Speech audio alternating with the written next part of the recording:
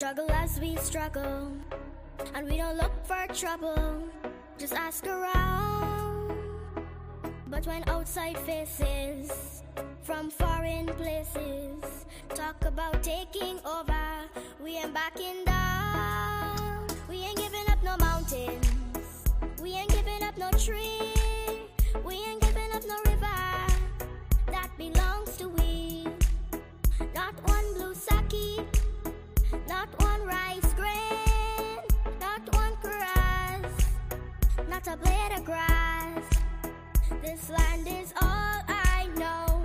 We're gonna make it somehow. We will bend like a bow, but never break.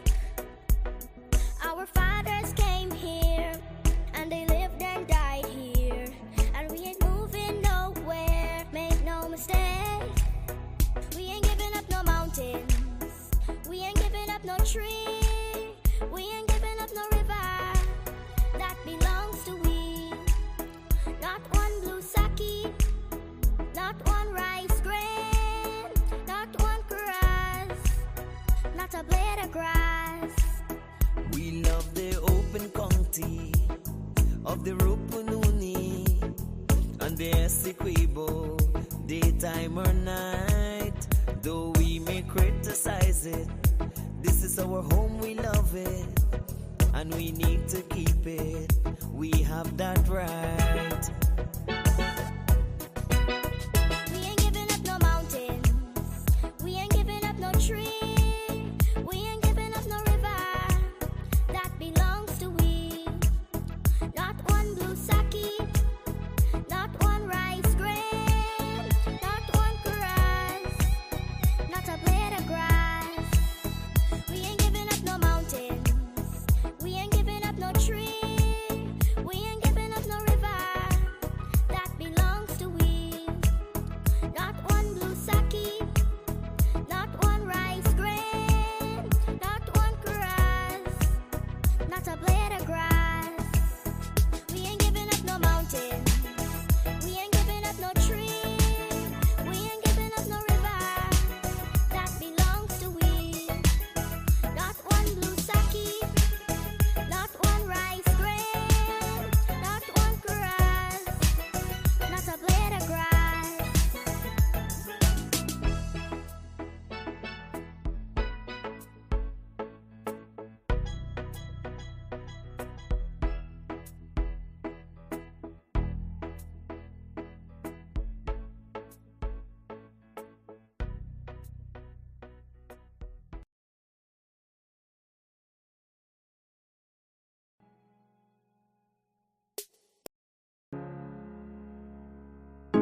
This is Quincy Anderson. You know I love my country. There's no other country better than mine. Welcome to Guyana, land of 6 races, 6 different faces, and we all live in love. Guyana is a beautiful country, no other can compare. Got everything right here, so no other can compare. Guyana is made up of so many natural resources. We don't need no forces, cause we got enough resources. Let's talk about bauxite, gold, diamond, and rice. We got it right here. Guyana ain't going nowhere. We got enough oil too. One Guyana, I love Guyana. Guyana, my country, my home. The only place I call home. One Guyana, I love Guyana. Guyana, my country, my home. The only place I call home. Hey, hey, Guyana is nice, Guyana is fun, Guyana is clean, Guyana is green, Guyana got oil, Guyana got gold, Guyana got young and Guyana got old. I ain't talking no more. Guyana got things, we growing wings and developing things. The government real and that's a big deal. I'm singing from my heart, Guyana. I love Guyana. Guyana, my country, my home. The only place I call home. One Guyana. I love Guyana. Guyana, my country, my home. The only place I I call home. Welcome to Guyana, land of 6 races, 6 different faces, and we all live in love. Guyana is a beautiful country, no other can compare. Got everything right here, so no other can compare.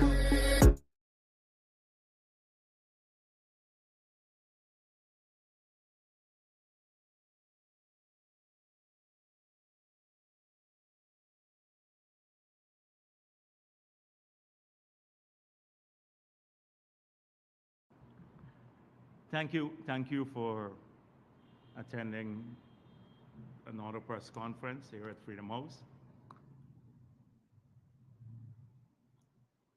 In the past 2 weeks,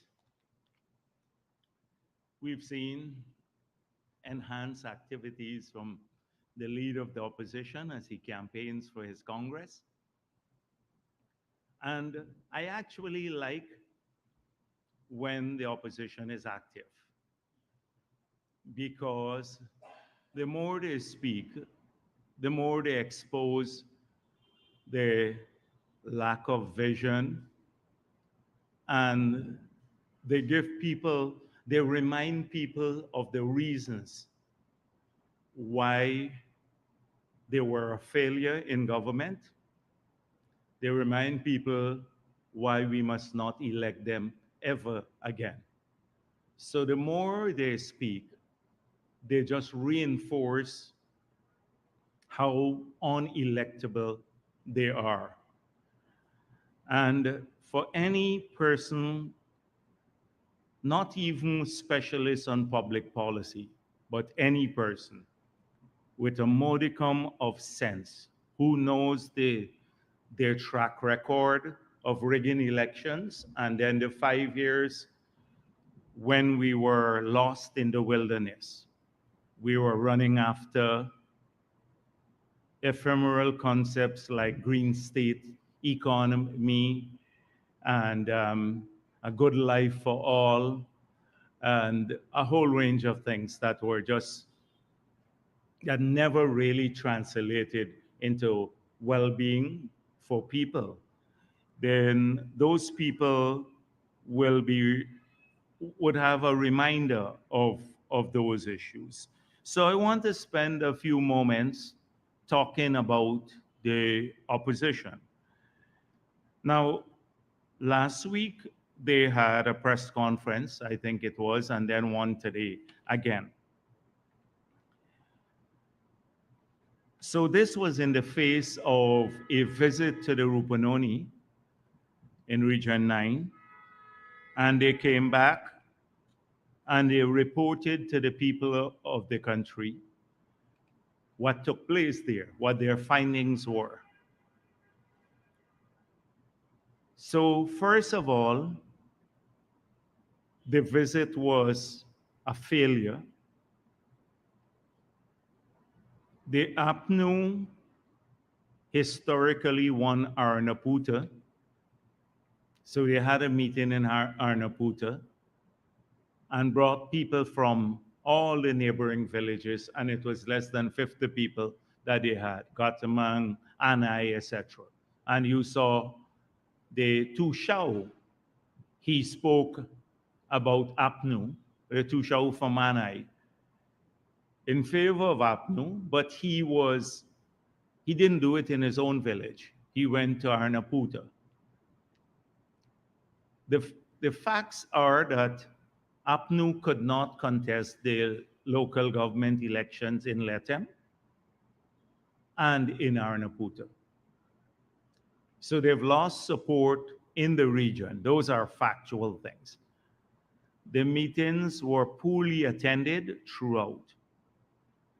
And some of the people I spoke with who did go, they said they wanted to see this novelty called Norton. That's why they showed up there. And they had a terrible impression of him. He spoke of nothing of substance or germane to their well-being. So he spoke of his finding that the land rights and applications for land extension not being addressed by the government. Now, this is in the face of a government that did not title any Amerindian lands until the last few weeks when it was in office, after just before the elections of 2020, where it titled about three communities. They had dismantled the Amerindian land titling program that we had, where we had left 10.2 million US dollars from resources we earn from the sale of forest carbon to Norway to accelerate the land titling program. They dismantled the mechanism for titling Amerindian lands. We recall also Granger trying to dilute the Amerindian land approach or the titling of Amerindian lands by linking it up through one commission with ancestral lands and Amerindian lands, and we fought against that, and then he had to retreat. So their history on titling Amerindian communities is a miserable one. And for him to go and talk, even raise land titles, it shows how shameless he is. He's a shameless person to talk about us not titling Amerindian lands in an accelerated manner. When the PPP took office, about 6% of Guyana was titled Amerindian lands. By the time we left office, it was over 14%. And we now, the moment we resumed office, we reestablished the Amerindian land titling unit, and they've started work. So that's our track record on Amerindian land title. But this guy shamelessly talks about sloth in the Amerindian land titling program. Secondly, he condemned the government for not amending the Amerindian Act. So, first of all, this was an act that was passed by the People's Progressive Party government in 2006. We had a number of PNC members of parliament at that time who opposed the passage of this act.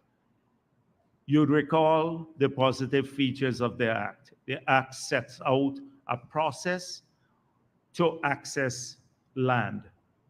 It sets out that communities have to be of a particular size and live on the land for a period. And once they meet those two conditions, they can then apply for land title, and the government is obligated to respond within a particular time period. That was never there before. Secondly, it conferred some subsurface rights to the communities for small and medium scale mining. Now, many around the world where indigenous people live, I can only think of one other country in the world that has done something similar, given the community subsurface rights. Many of those communities have been utilizing the resources and have grown wealthier because of the subsurface rights, and they can now get royalty from the approval of mining related activities in their villages. And a lot of villages have earned quite a bit of money, but that was a right conferred by the 2006 Amerindian Act. In the same act, we also gave the right to establish rules at the village level and also to some form of internal management. We strengthened the process of elections in the village, transparency around elections in the village, all part of this act. When APNU was in office, they said we will revise the act. But nobody paid any attention to Sidney Alicock because he was just there basically doing nothing. Not a single thing for Amerindians. So they wanted to revise the act with the purpose of diluting its provision, not strengthening the act, like they sought to dilute the Amerindian presence on the Indigenous Peoples Commission. All of this is information in the public domain.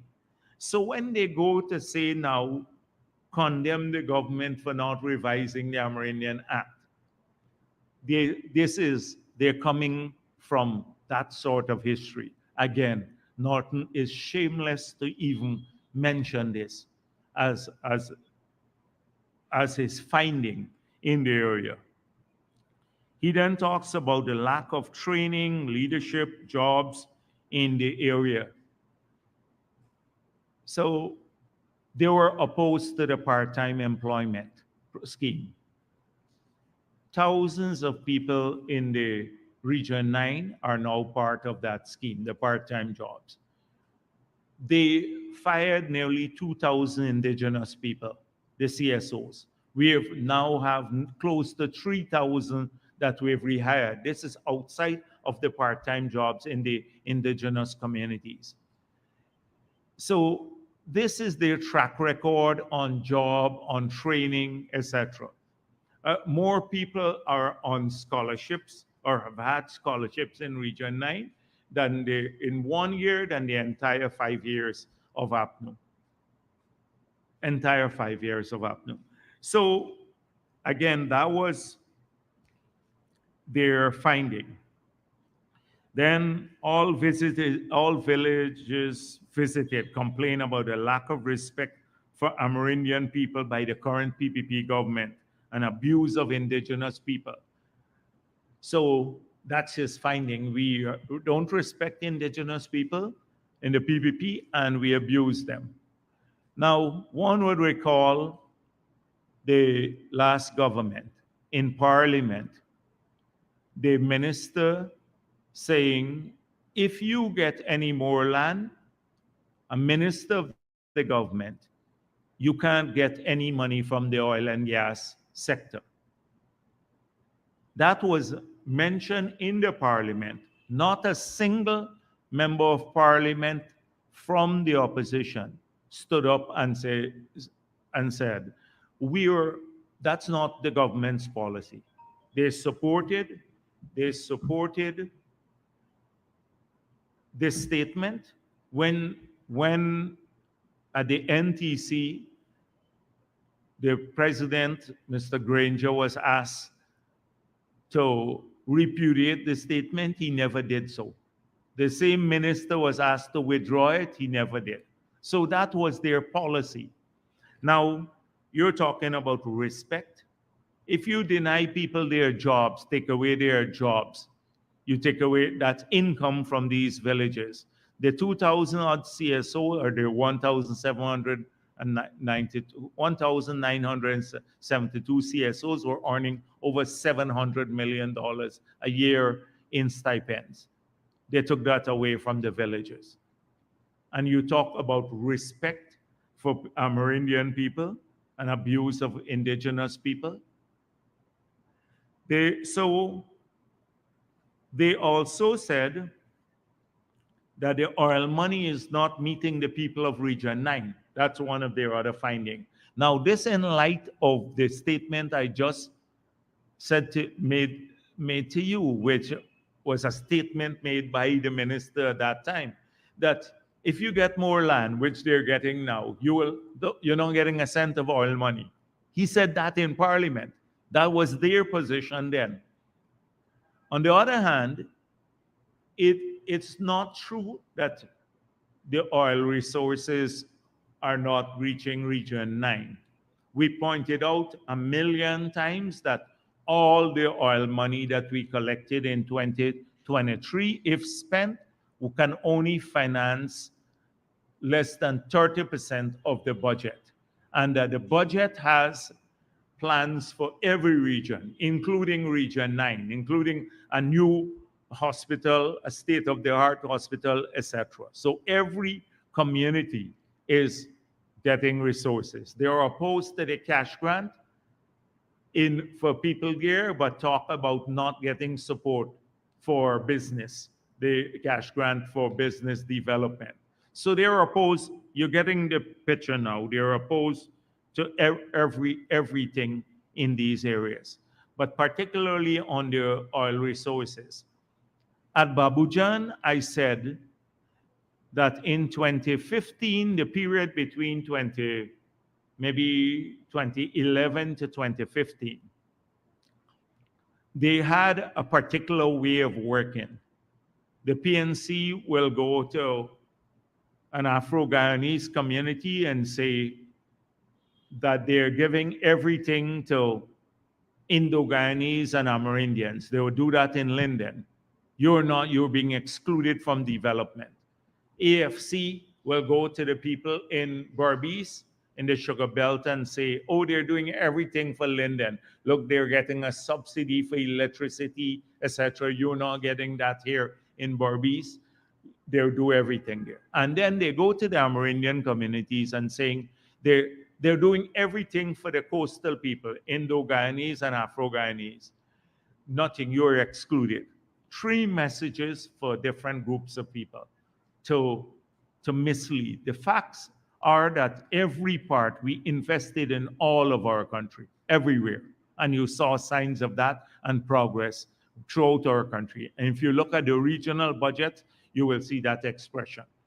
So they started again that Region 9, you're being excluded from oil money. So the implication is that the oil money is being spent only on the coast for other people. They're excluded. They started the same sort of rhetoric again. And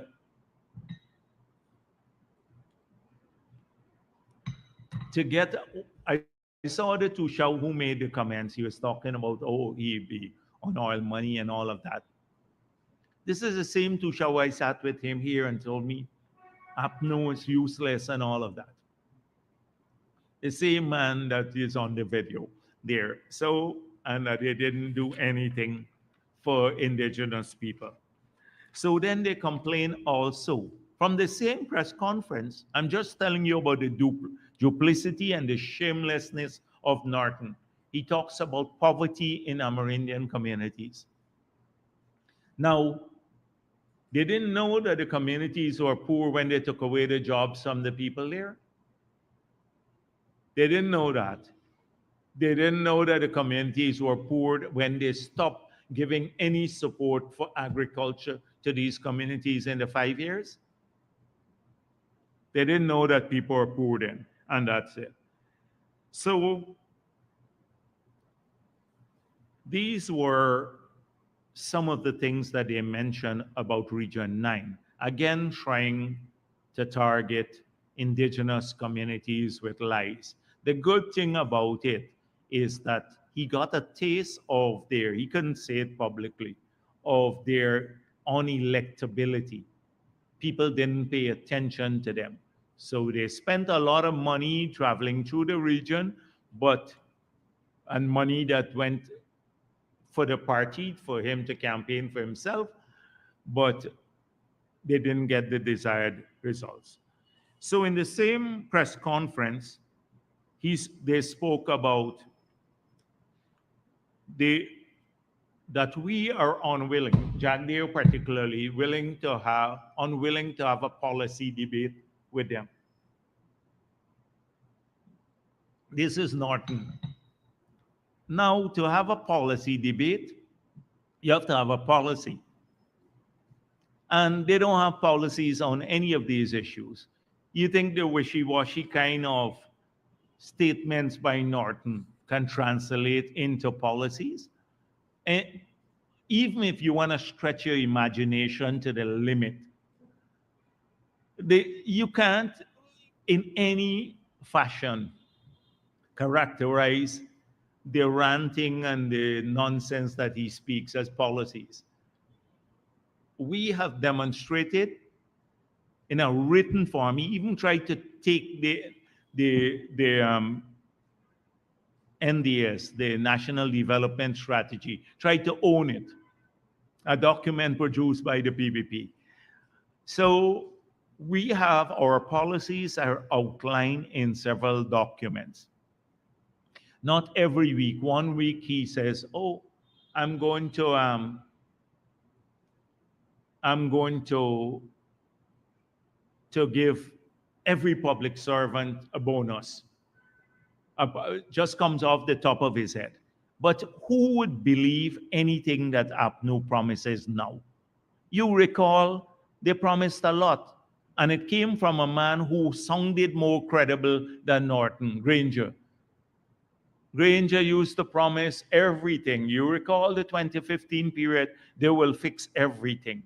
They will, people would have the good life, they'll fix the corruption, the government will be efficient. We lost welfare, the economy started tanking, they became the most corrupt group ever in this country. So who would believe Norton when he says anything about policies, etc.? So every week he talks about this vision, and the Kaichur and the Kestabak News gave him a little boost by characterizing his one paragraph statement as a development strategy. But they were very nice to him and benign. He doesn't have anything, not a single thing. How could you debate a person like that? And you know what it will get into? It will get into all forms of extremism. To prove my point, just to prove my point, let me just show you the two things. Kaichur News again. Disrespectful for Exxon and government to keep country in dark on its oil reserves. Opposition. Then the next one is approving more oil projects without knowing projected income can reduce Guyana's profit. Opposition. You want, on one hand, you're complaining about being kept in the dark. So we approve more resources now, but you don't want to approve the projects. So we know about all the reserves we have now, but the only way this country could make money is if we actually convert the resources into reserves and then into production. Knowing reserves without converting it into production is a nonsense, because we already know we have 11 billion barrels of reserves and it will keep growing. But what's the point about knowing any more about reserves? And we do get every quarter a report on reserves. We get a quarter, every quarter we get a report. So we got a quarterly report, the ministry, in the last quarter of 2023 on it. So the information has to come to us. But the focus is not on pushing them to do more appraisal wells, etc. Because the focus has been on converting the reserves to production. You only make money on production for the country, not knowing how much reserves you got. So two contradictory things. They want to know more about reserves, but don't produce more. Don't produce more. It's nonsensical. And this is what I'm telling you about no coherence in thinking, in strategy, in policy. They go on a weekly basis to the press conference and they wing it. I'm buttressed every time I come here. I'm buttressed by a long history of planning with several documents that were outlining government's position. I'm buttressed by years of managing this country as first as Minister of Finance and then as President. and buttressed by the fact that we are now deeply engaged in policy and we read the policy briefs. That's what comes here. Not to wing it every week. They wing every week is one, and that's why they're so contradictory. One week they say something, or in one breath they say one thing, and then the other breath they contradict it. Because Norton does not have any policy experience. Just think about the leadership now. Mahi Paul, junior person, knocking around the ministry, getting a couple of salaries in the last government. The Elson Lowe, a junior staff at the SARA. He was working at SARA as an auditor. I thought he was coming from abroad or something. He was a junior staff at SARA. Thirdly, Norton was also, I think, junior enough not to have to submit the statements to the Integrity Commission, because he says, his assets can be buttressed by his filing to the Integrity Commission, but I don't think he has ever filed, or maybe only now he has ever filed, because he had a junior position, or if he had a senior position, he didn't file, so it's illegal. So he has to either admit that he had a senior position in the last government and didn't file, which would have been an illegality, or that he was so junior that he didn't have to file. One of the two, he has to decide. But I've filed my statements to the Integrity Commission. So he doesn't have his juniorness. Well, I don't know if there's a word like juniorness, but in his case, his juniorness, right, is reflected in the policy things too. So that's number 3. Amanzo Walton, never policy level. She was working at civil aviation at a junior level too. Royce Daleford, never been working in government, doesn't have any policy experience. Who else goes to their press conferences? I don't even know the people. But if you look at them combined, they don't have this policy experience or have not worked at a senior level in government to understand in a nuanced way these serious matters. And that is why nobody will put their future in the hands of these neophytes and novices. Who will put their hands in the future of the country or the children in their hand? They know nothing, absolutely, and it gets reflected. So when he talks about policy every week and vision, he thinks that promising people to fix everything under the sun like they did in the past, that's vision. It is not. So Norton then speaks about PPP losing in the same press conference. So as I said before, I'm very happy when they actually have these long press conferences because it exposes the stupidity of their position. So he says the PPP is losing support and we're desperate, and that they are gaining ascendancy, the APNU. Now you have to be extremely delusional to even think that, much less utter it at a press conference and allow people to hear you say that. Because people should be institutionalized for this sort of statement. So Norton says this, that they're gaining support. We just came out of an election, and under his leadership, we're gaining support. We came out of the local government elections, and he got practically wiped out in many ways. In almost every community where traditionally we didn't do well, we've increased our support. We've won some of these communities, like Bartica and Madhya. And in New Amsterdam, we came close to tying or winning. And places like Mocha, we now have people voting for us. We got a seat on the council there. Unthinkable in the past. Here in Georgetown, you saw the difference. Right across the country, in their strongholds, in Kwakwani, in Linden, 2,500 persons more in the town of Linden voting for PPP than in the past. It's a large number of people.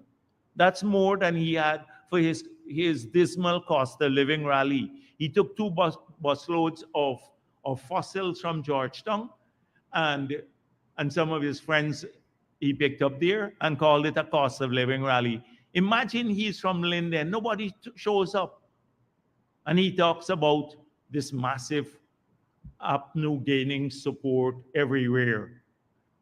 He has to be delusional again. So that was those are some of the comments from the week before. So this week's press conference, I'm now coming to this week, and just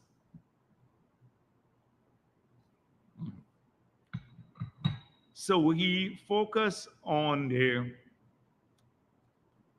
the report mainly, and the report that has been in the public domain that I will speak to from the International Convention on the Civil and Political Rights. And he doubled down on something that they did in the past, in the previous press conference, that the PPP rigged the 2020 elections. So again, two words that I'm overusing today: shameless and delusional. Shameless and delusional. And I don't know, or maybe a combination of both, that is Norton. So how could anybody, after everything that has been proven by every observer, by the CARICOM report, I don't want to go back. You all know the history. Everyone in this country knows the history. Every single observer group concluded they were trying to steal the elections. Every country in the world concluded that APNU is trying to steal the elections. An international inquiry has proven that APNU was trying to steal the elections. Norton, they can't even surface their statements of poll until today. And he is, in this day, I keeps mentioning it, that we rigged the 2020 elections and we plan to rig the new ones because we're registering Venezuelans, and two, that the list is bloated. So, first of all, it's not just delusional, but it just goes to show you a state of mind and their lack of trustworthiness. If you can, until today, in the face of all this evidence and in the face of what everyone knows, still maintain a lie, how could you believe a person like that about anything he says, any promises he makes to you? How could you believe a person like that? It's like a person say, the sky is under the earth, and then he maintains that position. When he tells you about anything else, or want to help you or help your children, how could you believe a person like that? And that is what it comes down to: credibility. They have no credibility whatsoever. I recall in 2015, a number of our people were saying, oh, the APNU cheated and all of that, the elections. And we believe that some of that took place. But I went across this country when even I wasn't general secretary at that time. I had over 80 meetings talking to people across around the country as to why we lost the elections. I spoke to them and I said, we have to fix these things. because being in government for so long, um, it caused, I think we lost some of the energy in that period. Two, we took things for granted. Three, we people fell prey to the incessant propaganda carried out by Kaichor News and their closest allies, the PNC and AFC more particularly. I noticed the AFC has gone back to the Kaichor News. So every week, Patterson and Cathy Hughes and all of them make some of the most nonsensical statements. So their whole alliance is back there. But they misled people about corruption. You recall the same issue? Oh, the Marriott was corrupt. I own the airlines. The Burbis Bridge was corrupt. Everything was corrupt. The airport was corrupt. The land deals were corrupt. They had 5 years, 100 and something, I think, audits were done, forensic audits. They couldn't find anything. 5 years of investigation by Sarah, Soku, everyone. And they could not find any acts of corruption when they were investigated, the allegations. So the alliance is back again to muddy the waters. But at that period, I talked to people. And that is when I invited Gulsaran to one of our engagements that we had with the public at Sleep In. It was in 2015 or 2016.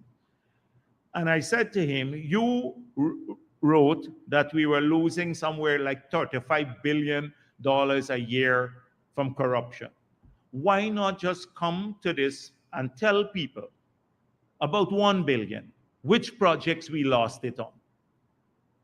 And don't forget 35 billion a year we were losing, and that's what they put in their APNU manifesto. You just tell the people how we were losing just 1 billion due to corruption. He never showed up. He never showed up because until today he can't do that.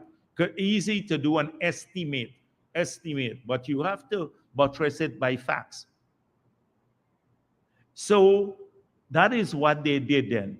I went to the ground, a number of our activists did that, and we worked at rebuilding.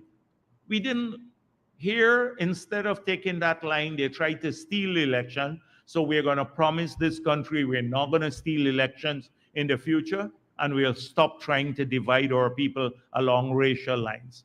And then say, let's work to be a credible alternative to the PPP government. They've taken denial.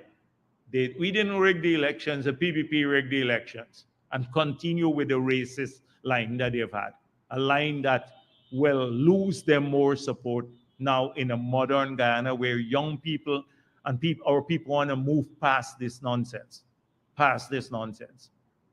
So that is their entire approach to this issue. On rigging of elections, they'll continue. But it speaks a lot about their credibility. So he speaks about, again, we're registering the Venezuelans. When asked how many people are getting registered, oh, not many. We don't have evidence of many people registered, but it's happening. Now he has discovered a new thing now. He was coming through, one of them was coming through. I don't know if it's Norton. I just saw the report came through. The airport and saw some Bangladeshis. And they come through the airport and saw some Bangladeshis there. So a racist kind of thing. A racist, oh, we stopped the Haitians, that's what they're saying. And oh, you're bringing in the Bangladeshis now. But we had to, I've said here before, that the same person who was smuggling a lot of the Haitians through with the complicity of the government. And at that time, they used to meet them airside. Norton or someone from their side said, we are meeting the people airside, the Bangladeshis. It's not true. It's a total lie. It's a total lie. And so they're trying to rework this narrative, their own corruption when they're caught with smuggling 40,000 Haitians through Guyana. And this matter came up again at the the convention, the hearings that we have, the review of Guyana's submission. Two, so this is what happened there. The same man who was smuggling some, I was telling you, the Haitians, he was one trying to smuggle the Bangladeshis in. And we had to cancel a flight that where 260 of them were coming on a chartered airline. And he sought and got the permission, but they were coming strictly to be smuggled through Guyana. We stopped it.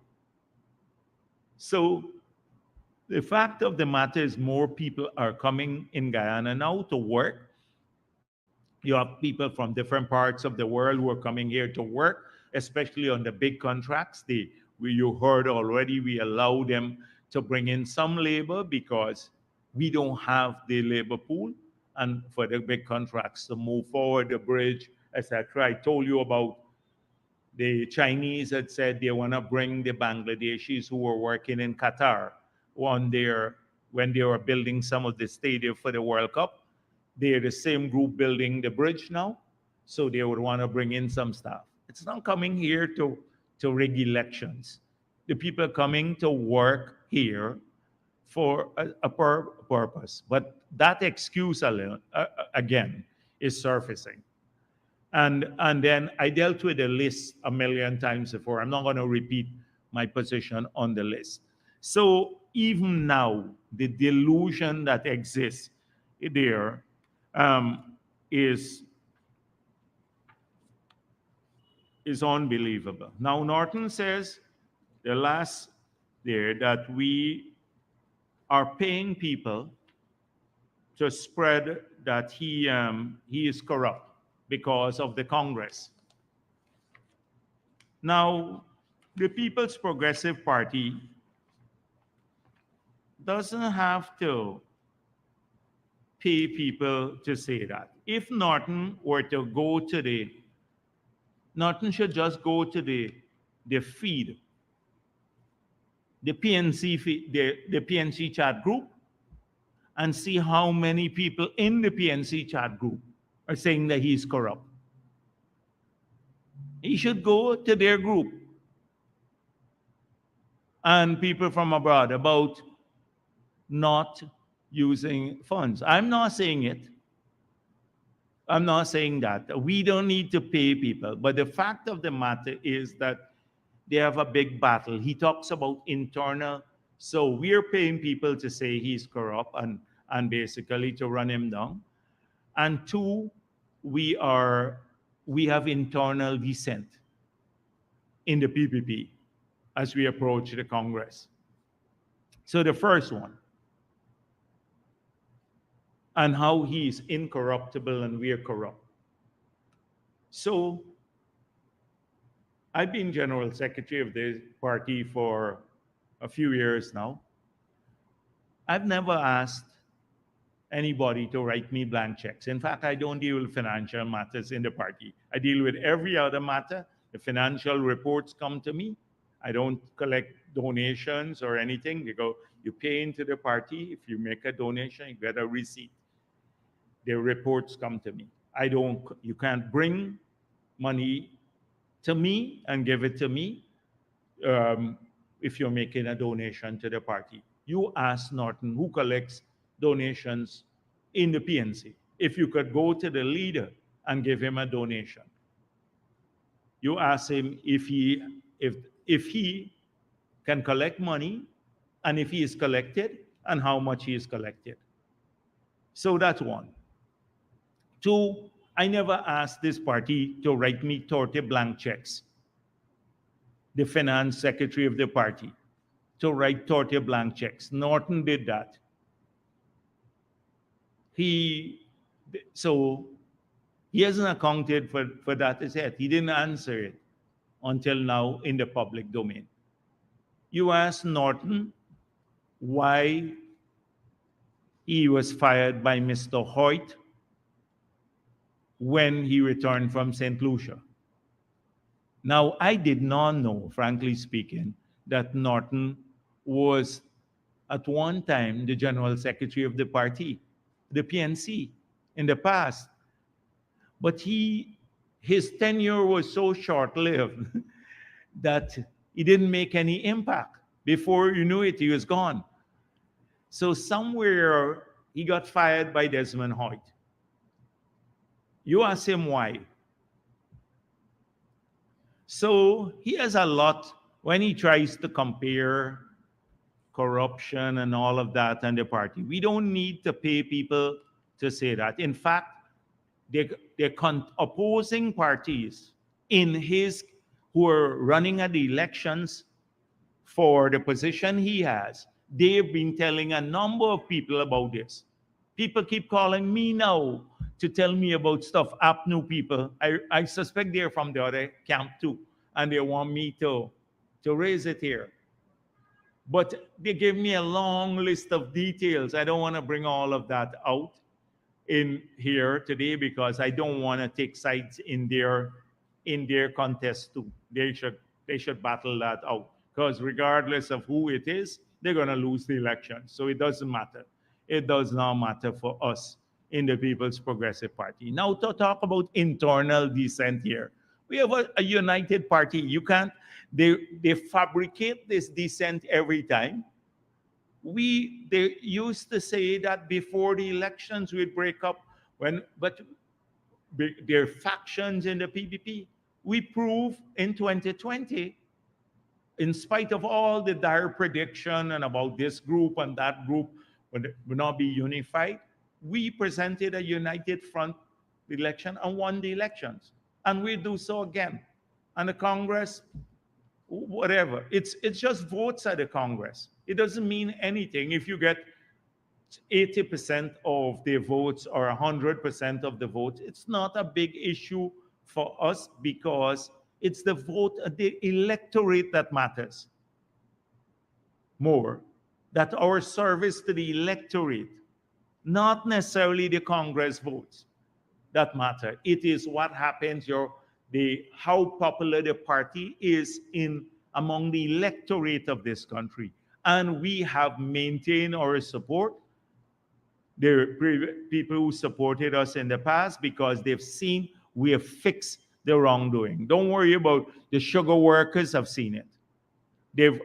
How they were treated. The miners who supported APNO have seen how we have treated them. Every group, including pensioners too. We're doubling old age pension. We gave them back the water. And a number of people who voted APNO have come to us. And they're part of the family. And you see that every day. We're expanding as a party. So our thing, this obsession about this Congress and everything else, it's not what really we're focused on. We are focusing on 2025, winning the next elections. That's what we are focused on.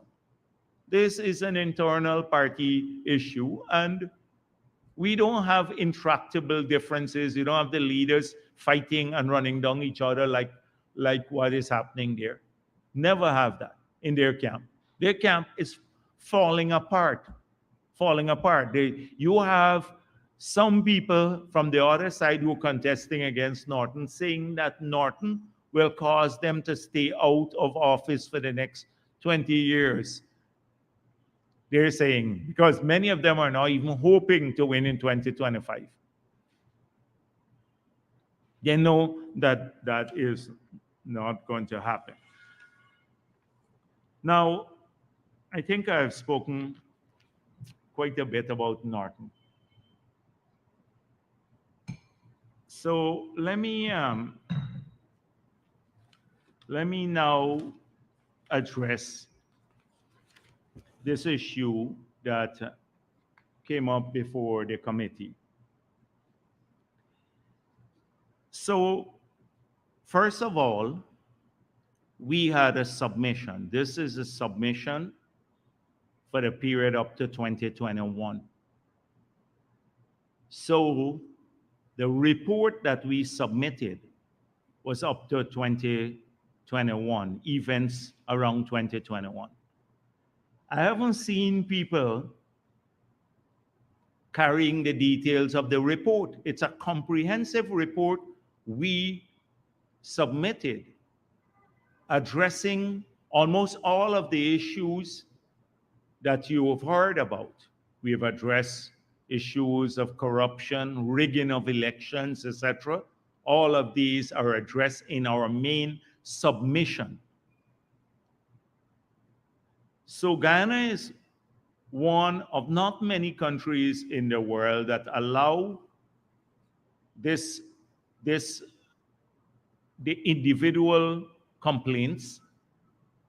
So an individual, when you sign on, ratify these treaties, you can sign on to allowing individual complaints or alternately saying no to it. The United States of America, the UK, they don't allow individual complaints. We have allowed that to happen. So the members can raise anything, and we have to respond to what they raise. Every issue that has been raised by particularly Lawrence Helfer, every one of those issues we've already addressed 1 million times here in Guyana. We've addressed them publicly. So it's not a new issue that he is raising or new issues. They have been raised particularly by the PNC, and we have addressed them. So allegations of corruption, every week we've heard that. We've heard this in the period going up to 2015. I spoke to you about that, the allegations of corruption, massive corruption. They investigated those. They didn't find anything. We hear about a new set of allegations of corruption from the same corrupt people. But we're not talking about, like Cathy Hughes talking now, we're not talking about her corruption and everything else where she was awarding contracts in her own ministry. That's all in the past. So those are not being dealt with now.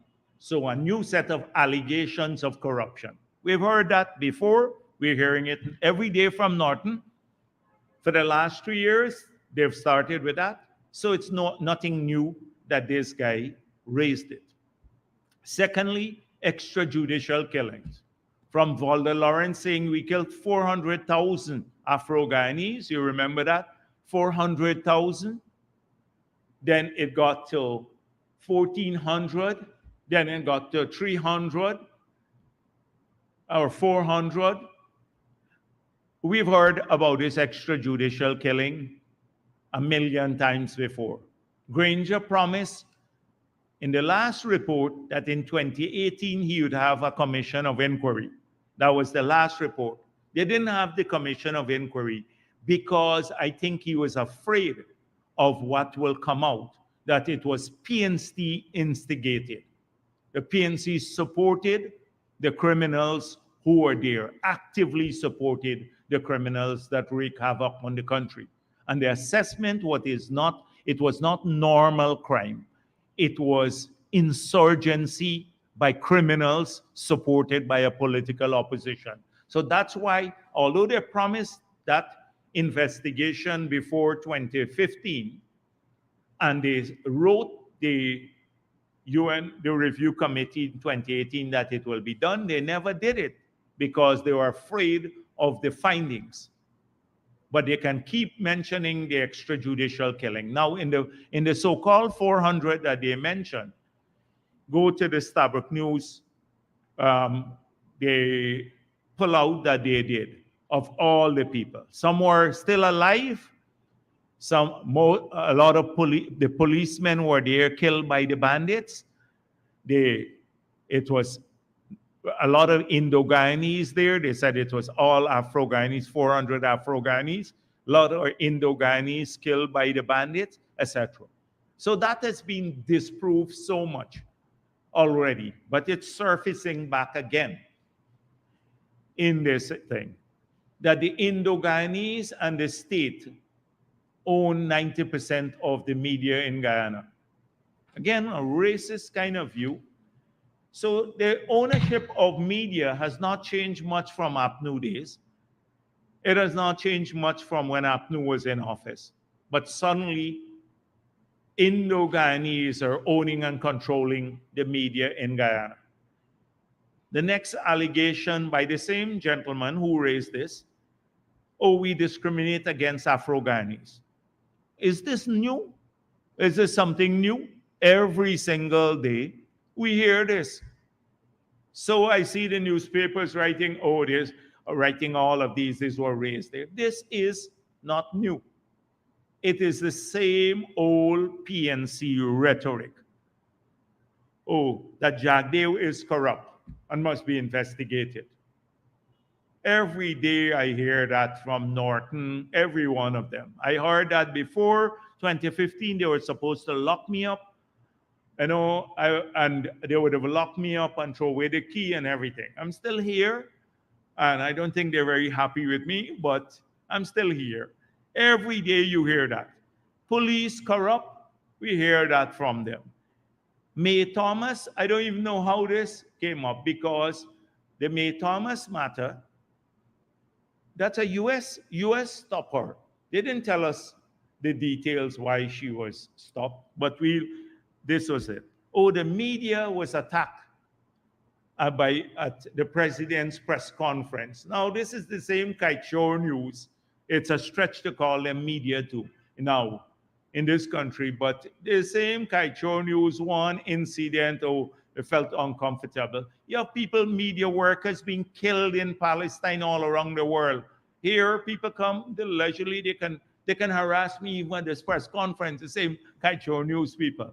And they talk about free media. And oh, that the media is under threat because lawsuits were filed against the media. And guess who they cited? By Roxanne Myers and Granger filed 2 lawsuits.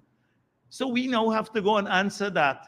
Granger filed a lawsuit and Roxanne Meyer. And if you sue the media, somehow the media is under corrupt. I see politicians in the developed world suing the media all the time.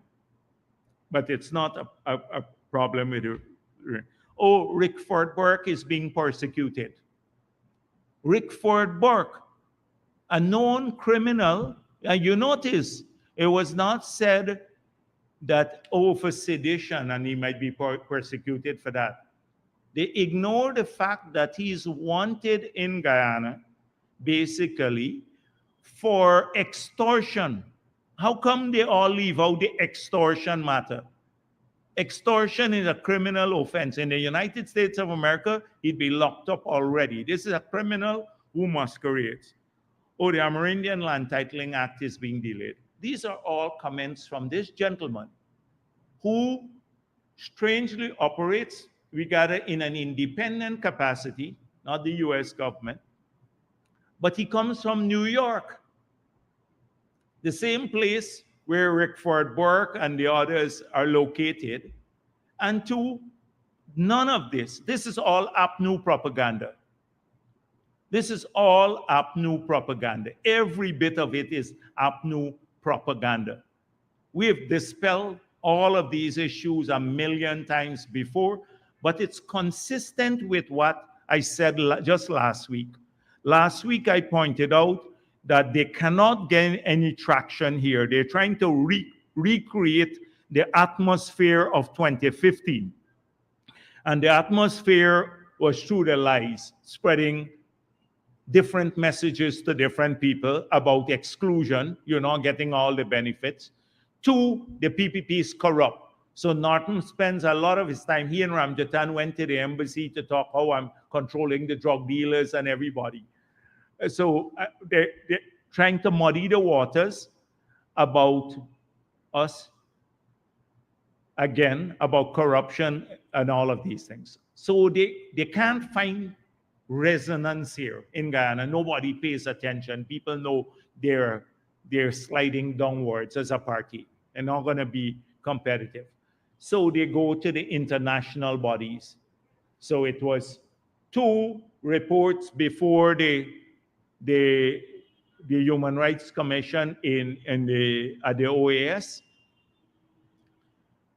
We have had to deal with those. won by Van der Radzig, Van der Radzig and Hughes. I forgot her name, but Elizabeth Hughes. We had to go there to answer. Now people know who these people are. They don't speak for anyone in Ghana. The next one was the APA, that after going through a grievance mechanism and failing to block the benefits to the indigenous people, they go on there now and they made a mess in the presentation. It was incoherent. I'm ashamed for them. Incoherent. So again here now, they send this out. So I'm sure that there's contamination. This gentleman should say if he has ever met with this group, with Rickford Burke or anyone aligned to the PNC. Because this looks like their report that they emerged from the thing they had in Washington, where Rickford Burke tried to extort people, selling them expensive tickets and stuff like that. It sounds very, very similar to that.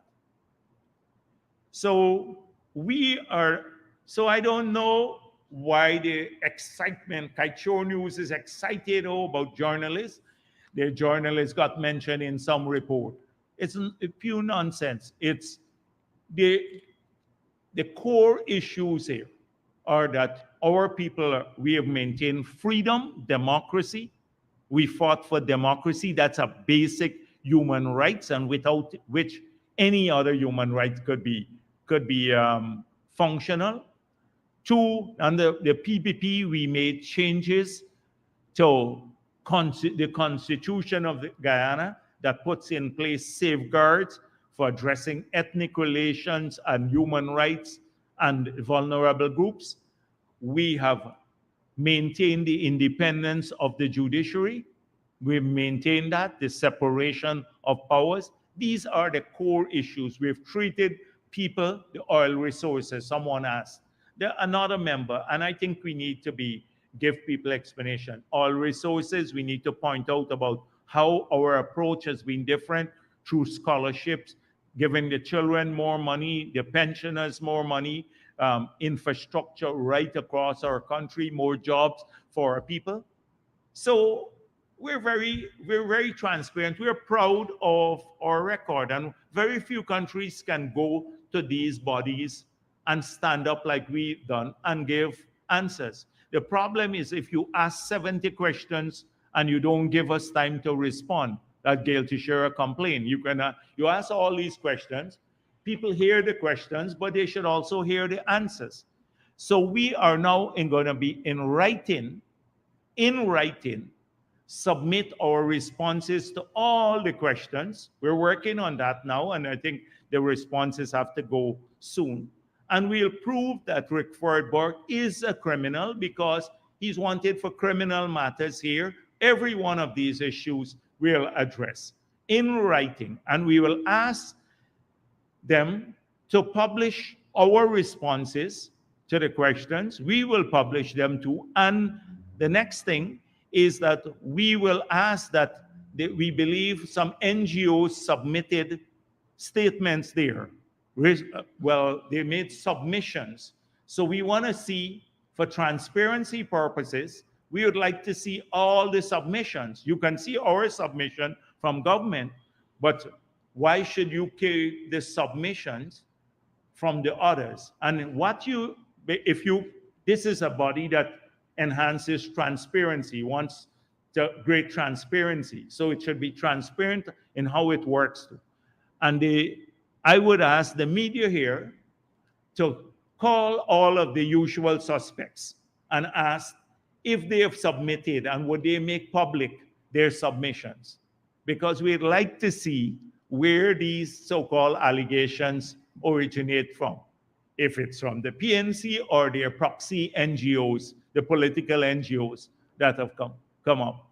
So this is an ongoing battle for space. That's why Norton has something to talk about today. He had nothing else to talk about. But none of the things that you see here are new, and we have not responded to in great detail, including the Chinese landing issue, the Senaru, all of those things.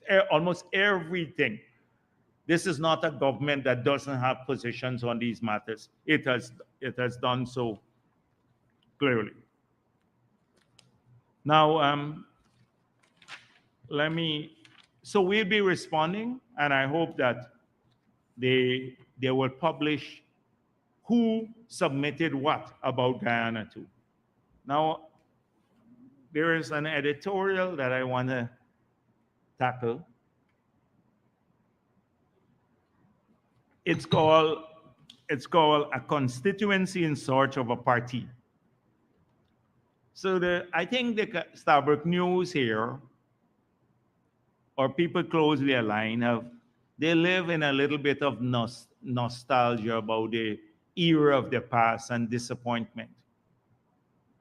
They're very disappointed, some of the movers, because every party they've supported as a third force has shown that they're not, one, grounded in people's struggle, two, that they're corrupt and practically useless when they have had a chance to exercise power or be part of the power equation.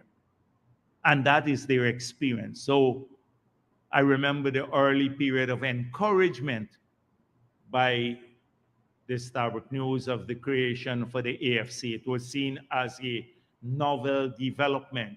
Two dissidents from the two-party. Never mind, they were the worst of the lot from the two-party. And they were driven, in my view, by other interests apart from the people, got together and formed the AFC. They never had people's concern as their primary objective, but they fooled the nation and many others, and they claim they're multi-ethnic. So first of all, it is amusing to hear President Ali this week declaring how he and other CARICOM leaders have consulted extensively with Haitian civil society in their plan to stem what is nothing short of a resolution. Closer to home, there are still some citizens left who deeply care about such notions as equality, justice, and accountability, and then that they are being swept away. Civil society here has increasingly been marginalized. Now, what is civil society? Civil society is more than the GHRA, the Red Thread. It's more than TIGI and maybe the APA. You have religious organizations. They're members of the civil society. The government has worked closely with all of these communities. In fact, has supported them to ensure that our people can freely worship, and they can do so with the support of the state, while the state still maintains its secularity. And that has happened through in every period we've been in office under our tenure. We've sought religious freedoms have been expanded under the PPP by the promotion of interfaith bodies, etc.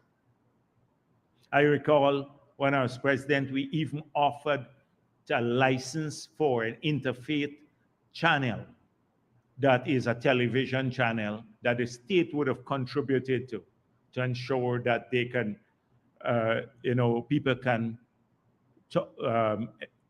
worship and they can have access to media without it becoming too costly for the religious community. So that's civil society. Secondly, we've worked with the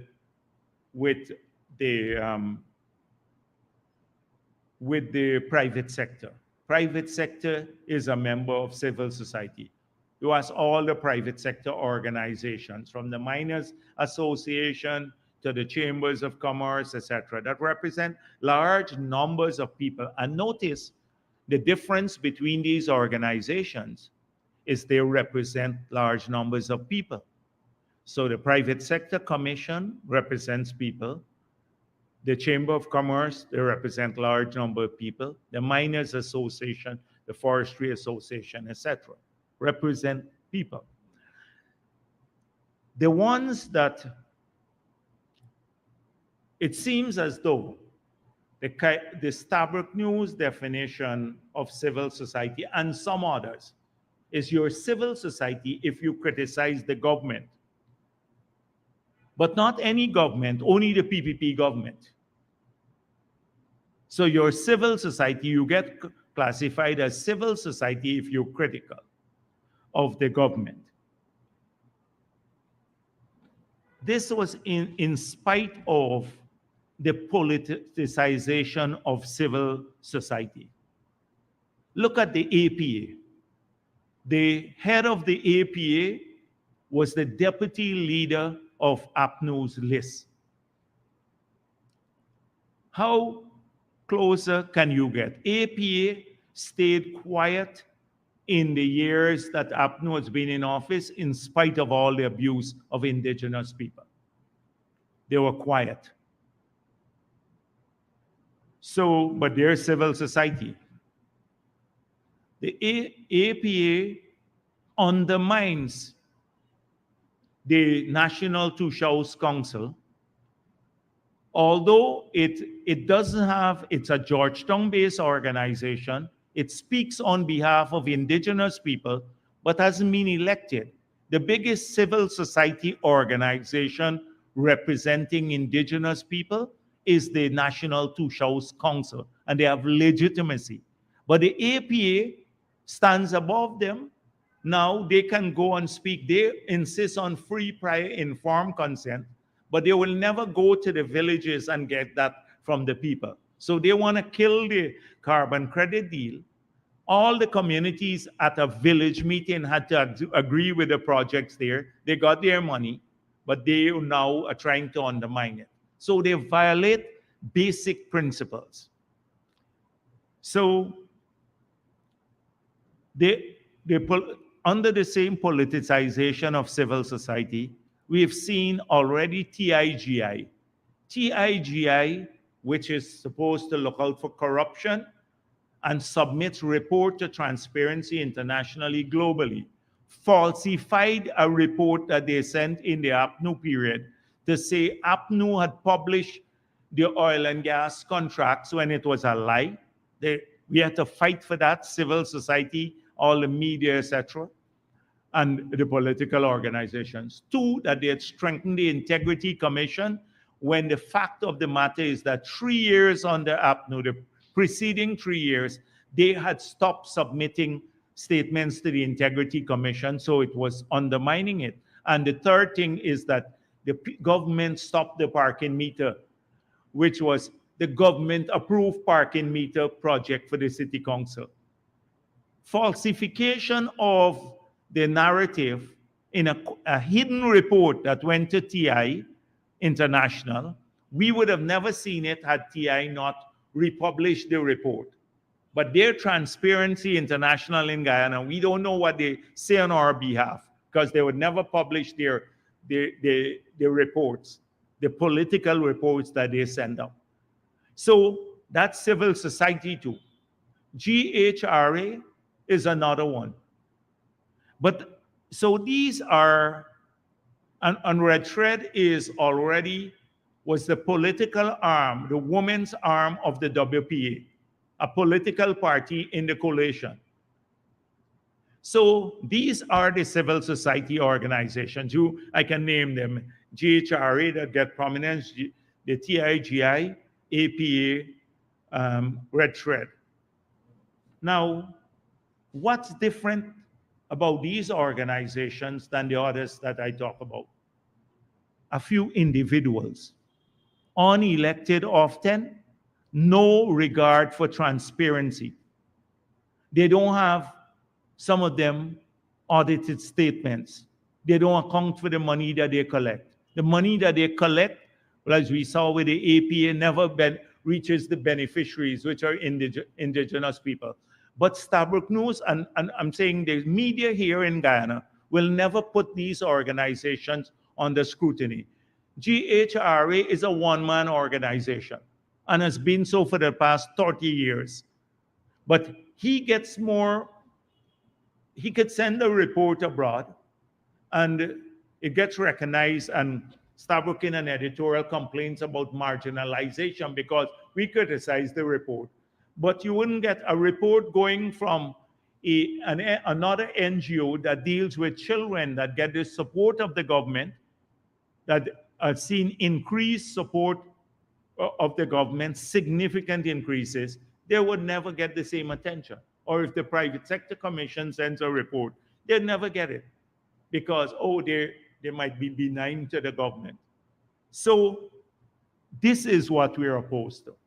It's one, that the definition of civil society is the hostiles and who are politically connected. They've demonstrated political connections.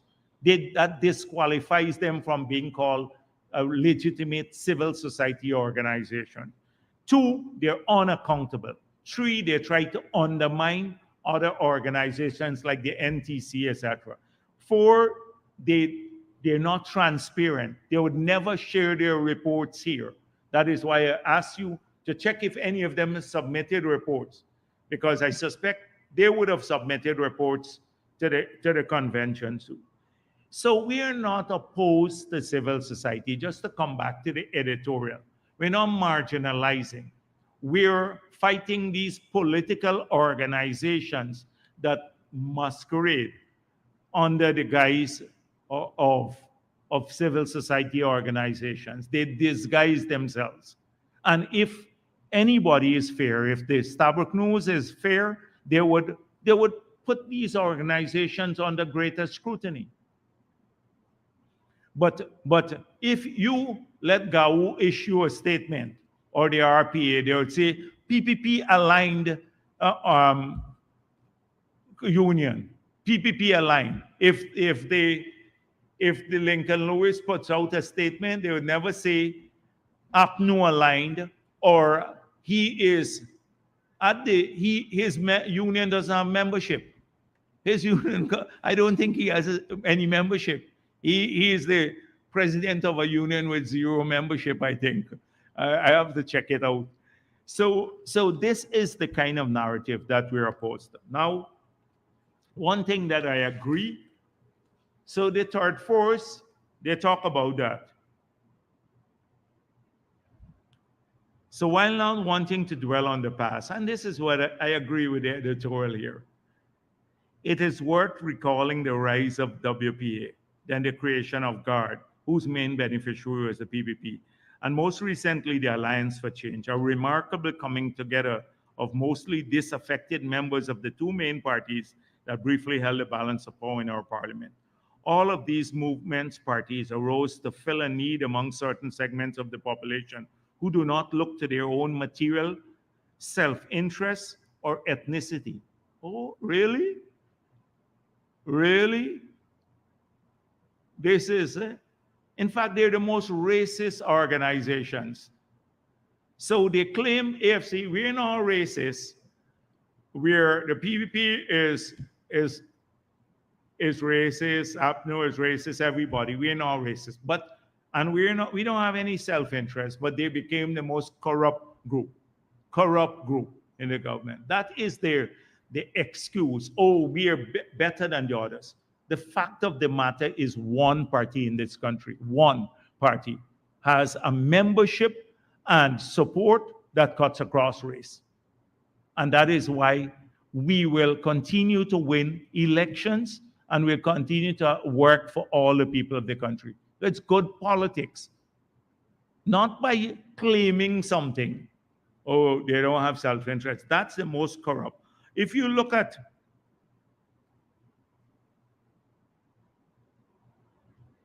so sadly, the AFC, this is a piece I like though. A once golden boy is now a political has-been. A political has-been. Yeah, they're accurate about that whole part of the editorial. I must commend the person who did the editorial for that part. Tarnished by its silence in the wake of the no confidence vote and the subsequent attempted rigging. Really? Norton today said we were rigging the elections. So I'm glad that it confirmed that AFC was justifying the rigging of the elections. Not even a self-cleansing of its current leadership as a mea culpa would suffice. So, so that is true. AFC lost, not just lost its way, it just is an organization that's spent, that nobody believes in. But it's not only because they try to rig the elections. Because Patterson now, they people asked about Sarah at the review. And we had to point out that Sarah did a lot of work, but never filed a case. In fact, they did all this work, spent a lot of money. It was job for the boys, but didn't file a case on corruption, etc. We had to point out, they asked us, what are we doing about corruption? Well, we have filed cases against Jordan. We can't get them heard in the court. We have filed cases against Patterson, an AFC member, and Cathy Hughes, we know her story. So it's not just that the AFC stayed quiet around the period or justified the rigging of the election. They became even more corrupt than the PNC members of the coalition, more corrupt. If you look across the AFC. And therefore, the third force thing that Starbuck News is trying to whip up, this third force thing. It's not, if a party is working for the people of the country, why they would never ever concede a single day, I guess, that the only party that got more support in Georgetown in the last election is a PPP. The only party that got it. And in every one of these communities. Why not acknowledge that this party is working and it is working across political divide? But they got to invent these organizations that will that are not racist. So the ANOG, made up of 3 people and a thumb, 3 fingers and a thumb, that's all they have in their party, but they're not racial. All of these are third parties, etc. They can't make a difference to the people of this country. The big political parties have to start changing the 2 things, and this is why I'm talking about PNC. You got to start stop dividing our people along racial lines. Everything is racist, and stop stealing elections. That's all. So it's a nice editorial for me. I looked at it. It has some good parts, but I wanted to talk about this civil society. And if you look, any fair person would see that it's the same names. They're the red thread people. They've been around since we used to go and listen to Walter Rodney speak. The same people are there almost, the same people, they never change. And at the GHRA, I think since Noah Ark days, this gentleman has been there. Since the day of the days of the Great Flood and all of that, he's been around. It's the same group of people that we have had to contend with. And the APA, their leadership is the same.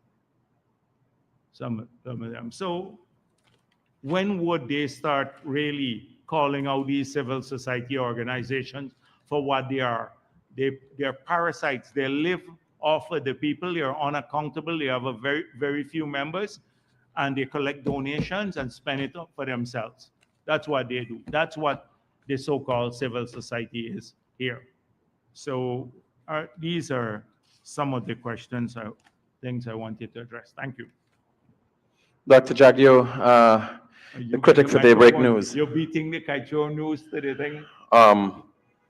So I think the Guyanese citizens are seeing the double standard with Kaichor News, and it's evident in their Monday edition.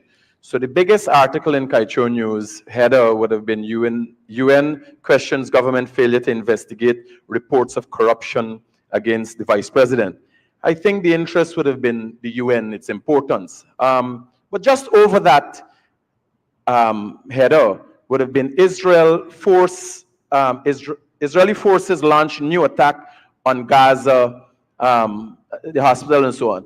Bear in mind, one of the bodies that could do anything and bring peace to the Palestinians and relief to the Palestinians is the UN. So when you look at the double standard as what is the big story and how the UN becomes relevant and irrelevant on the front page of Kaichur, I would like to say, Dr. Jagdeo, there's some truth to what is being said by Kaichur News in the government's failure to investigate certain things because of the fact recently you spoke about Glenn Lal being responsible for someone's death, murder which has no statutes of limitation, and the government failed to investigate that also. Will the government change its stance on investigating things and looking into things in the future? So, first of all, the UN did not question us. We did not issue an adverse finding against the government of Ghana. That's the first thing. So when the headline goes, UN says this. This is a international covenant that the state parties acceded to that deals with civil and political rights. We are a part of it. We have to submit reports on these issues. We submitted our report. The members of the committee can ask questions on the report, or they can get it from other submissions. We believe that the questions raised, particularly by the New York man who was there on the committee, Lawrence Helfer, that they came straight from the APNU, because this is APNU's playbook. Everybody who lives in Guyana, who has listened to them once, would see the exact same thing that they're saying. So what he did cleverly, he said, oh, there's public frustration over the failure to investigate allegations of corruption against the vice president, the police, and the judiciary. Now, we can investigate, as the point made by Anil Nandalal, you investigate the judiciary just like that, based on allegations of corruption. So the thing is that, what public frustration? But I heard that language used by APNU, and that is what they're telling people, that there's public frustration about failure to investigate against a few of us. There's no public frustration on these matters. So this is what has happened. They used the question. So Kaichor News wanted to make it look like the UN had an adverse finding against us. And a lot of the reports, adverse finding. And they used that to dig up all the stories from the past. So you're right about that. If they're so concerned about justice, and maybe the police should reopen this case, because I don't think it was concluded with Glenn Lal when he said, I think he said it's in the Kaicho Sabuk News, was reported, when he shot and killed the guy, he said, I think it was a mistake or something like that. He shot and killed somebody and then deemed it as a mistake. I don't think he was charged either for manslaughter or murder. And from what I gather, there was no conclusion to the matter. If a private citizen should write the police to, or the Guyana Human Rights Association should do that.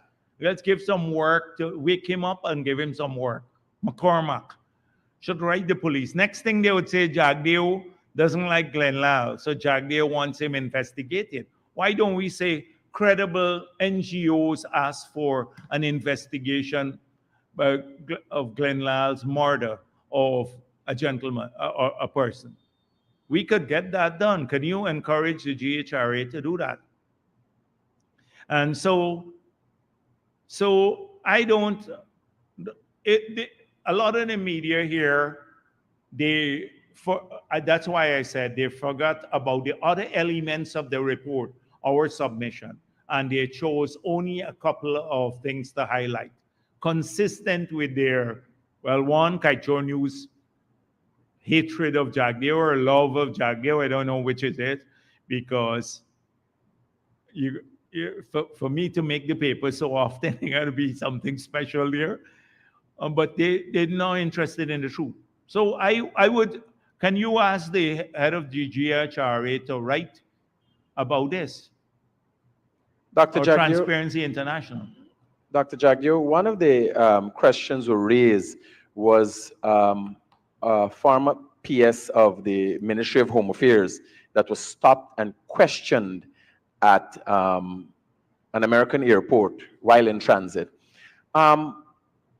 It is public knowledge of what transpired there as a result of poor association, not a government's issue. Why hasn't the government come out and spoken to the fact that this has nothing to do with us? Because she was questioned, May Thomas, the former PS, was questioned, and specific questions were asked to her.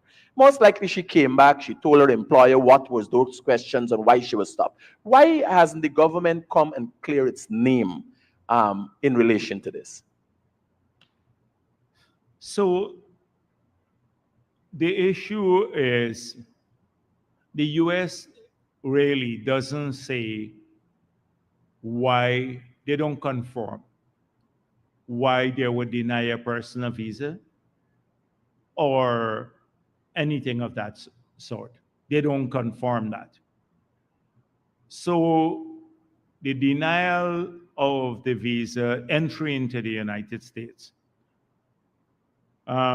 is a matter where the US government has not made it clear to us about a denial. Now, we know generally what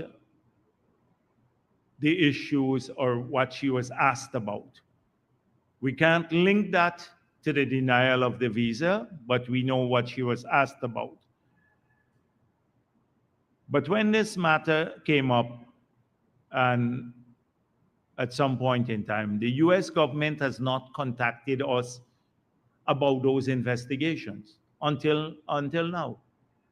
The US government has not, and that's our position when we dealt with the issue in the past, that when the US government contacts us, because there was a Reuters story that sought to link this and to several individuals here in Guyana, and when asked about it, we said when the US government contacts us about an investigation, we will respond accordingly and we'll let the public know.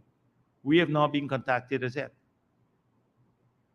Dr. Jagdeo, also, one of the issues that have been in the news that you have not addressed, the third force's three-party had come together and formed the third force and now sit in parliament.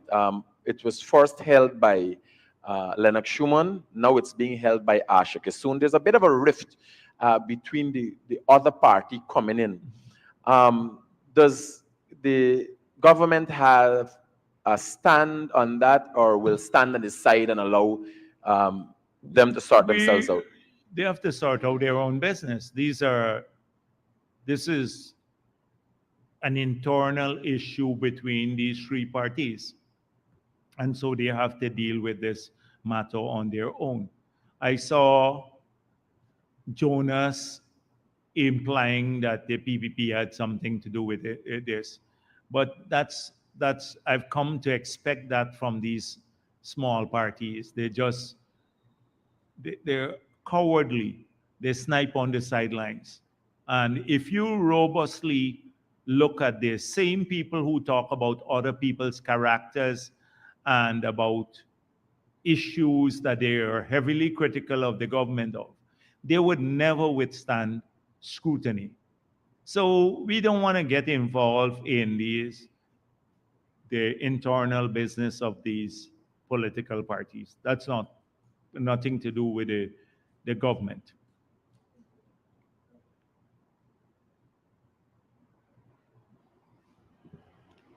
Good afternoon, Good Dr. afternoon. Jagdeo, Kiana Wilberg for Reuters, Guyana Standard, and Oil Now. Just a few questions. Pertaining to your first statement on the reserves, Yeah. you said government gets a quarterly report that provides you with information on the reserves. And I was wondering if you can give us an idea of what that report says in terms of the numbers. So I've asked the ministry on that to see there if there is anything proprietary in the reports, and to see if we can't extract the basic. So if the report in its fullness has elements that are only for the ministry and the staff of the ministry, then whether we can't extract parts of the report and make it public on the website, on the ministry's website. So I'm working on that already. But as I said before, the proving of reserves is not such a simple matter. It's not just discovery. I saw somebody said the oil and gas network, oh, within 2 months after the discovery, they must tell you what the reserves are. When you discover oil, it doesn't mean you immediately know the quantum, etc. You have to come back often and do an appraisal well, or estimate their resources on the basis of the geology, a whole range of complex issues. So somehow they're conflating discovery with knowledge of reserves. So the proving of reserves is a more complex thing. So it has to do with the better understanding of the fields. As you drill more appraisal wells, you can then revise downwards or upwards. Remember, it's an estimated figure. So when you start getting more data, when you start drilling more and you make more discoveries, you can then assess that.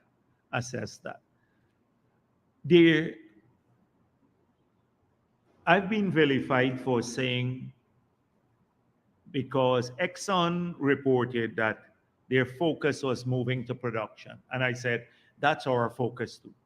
So we are not this obsession with how much reserves we have there. It's important we get the data, but it's not an obsession of the government. Because even if you know more about the reserves, the only way we'll benefit from that if the projects are done. And our focus is on getting the projects approved, because it's out of the projects that this country will make money, as I explained earlier. So many people take issue with that, or not many, a few. They take issue with that explanation. They don't agree with it, but we've justified it. So I just wanted to say to the people who are mistaken the discoveries with the knowledge of the reserve that it's not so. But we get the reports. Our focus is now on utilizing, getting several projects to get to maximum production of about 1.2, 1.3 billion barrels in the next few years, million barrels in the next few years. And then as the reserves grow, because at some point in time they would have to do the appraisal wells, it could justify future projects or lengthen the life of some of the existing projects. Dr. Jardi, I just wish to follow up on that very comment you made.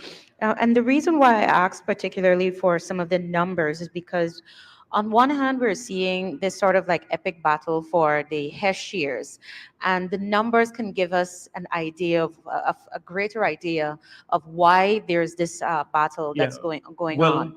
even at 11, the current reserve level, they this is a lucrative area. I don't think Hess has done this because of the need, not Hess, Chevron, to know more about reserves. I think they have seen the discoveries keep coming. They know that the reserve will expand in the future. But even at its current valuation, based on future earning, I think that is what they built into that price that they offered Hess. So it is something that I believe is driven largely because of the need to diversify their portfolio, Chevron, but also to get into a lucrative agreement. And this is a lucrative agreement because of that PSA. Right. Also, on another global issue, we saw recently there were reports that Saudi Aramco's CEO noted that the energy transition is failing and the world should abandon the fantasy of phasing out oil. Given that such a comment, and this was reported by CNBC, given that such an important figure in the industry is making such a comment or making such an observation, and there are other bosses in the industry who hold the same view, how do you view such comments and Guyana's drive for a just energy transition? And secondly, the political opposition has actually earlier today noted that the parliament's oversight is not as effective as it needs to be over the oil and gas sector. I'd like to know what are your thoughts on this, if you believe parliamentary oversight is at a satisfactory level or there is room for improvement. And thirdly, for me, what can we expect in 2024 in terms of the institutional architecture for the oil and gas sector? I know you would have outlined the gas strategy as well as infrastructure for independent monitoring, but what else can we expect to be added to that? And question. Yeah, so the parliamentary, and then give me the last one.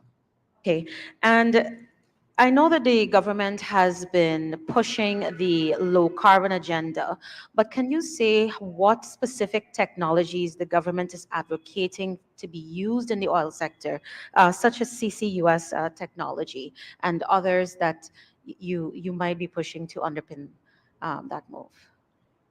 So, so we don't share the view that we should abandon the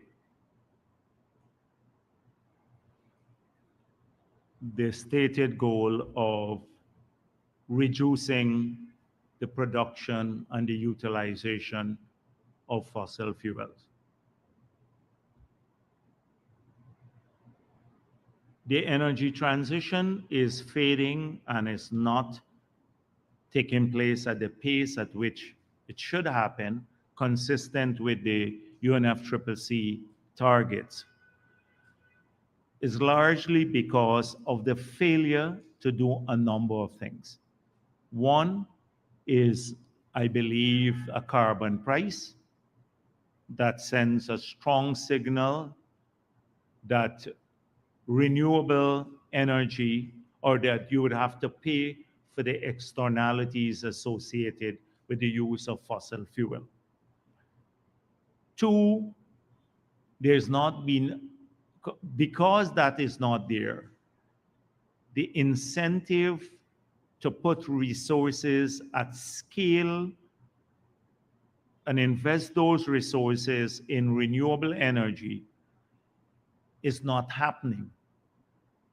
And the only way because it's not happening, your new demand for fossil fuel or energy has to be met by from fossil fuel resources. So we need to, the just transition has to do with, we believe, phasing out the use of coal first.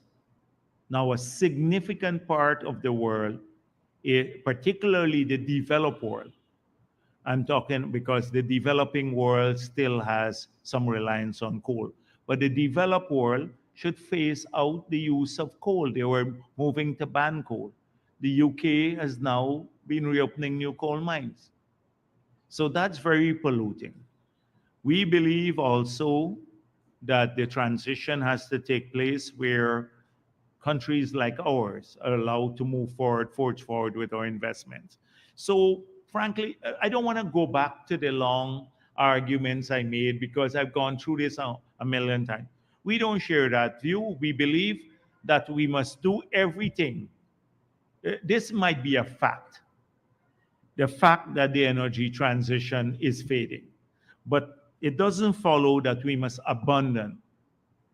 It doesn't follow that we must abandon our plans to phase out fossil fuel over time or phase down the use of fossil fuel over time. We need to work to incentivize now the energy transition. And therefore, if that happens, then we can return to the task of phasing down the use of fossil fuel. A greater parliamentary oversight. You know my views on the parliament. The parliament there is not designed to talk policy. It is, you'd have a Patterson coming there with some weird idea, a Mahi Paul saying something else. You don't advance policy discussions. And it's all political. Imagine if we want to review the circumstances under which the 2016 contract was signed. So Ramjatan says one thing to Kaichur News, but he tells people quietly, oh, this is the greatest contract ever. He says this all the time. And, oh, the PPP, we left the country with this.